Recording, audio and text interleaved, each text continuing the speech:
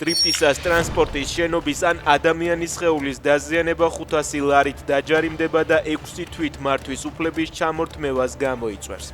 საგზაო ნიშნებს ახალი ამგრძალავი ნიშანი, გაჩერება აკრძალულია სახანძრო ჰიდრატთან დაემატება. მისი დარღვევისთვის კი მძღოლი 200 ლარით დაჯარიმდება. ცვლილებები ადმინისტრაციულ სამართალდარღვევათა კოდექსში და საგზაო მოძრაობის შესახებ კანონში ხორციელდება.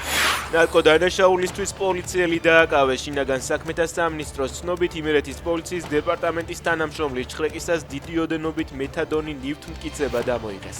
27 წლის ბრალდებულს 8 წლამდე პატიმრობა ემუქრება. გორის მუნიციპალიტეტის სოფელ სკრის საჯარო სკოლა გაქურდეს. ქართლის ამბების ცნობით წაღებულია 2 კომპიუტერი. მომხდართან დაკავშირებით გამოძიება მიმდინარეობს. სავარაუდოდ შედუღების აპარატიდან წარმოქმნილმა ცეცხლის ნაპერწკლებმა გამოიწვიეს აალება, რომელიც სხვა სართულებზეც გავრცელდა. შინაგან საქმეთა სამინისტრო ლიბერტი ბანკის სათავო ოფისში ხანძრის სავარაუდო მიზეზს ასახელებს.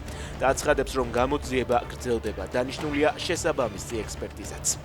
უკრაინაში საპრეზიდენტო არჩევნები ჩატარდება, თუმცა მისი თარიღი გარკვეულ პირობებზეა დამოკიდებული, განაცხადა ზელენსკიმ. უკრაინის პრეზიდენტის თქმით, სამხედრო კონფლიქტის პირობებში არჩევნების ჩატარება შეუძლებელია.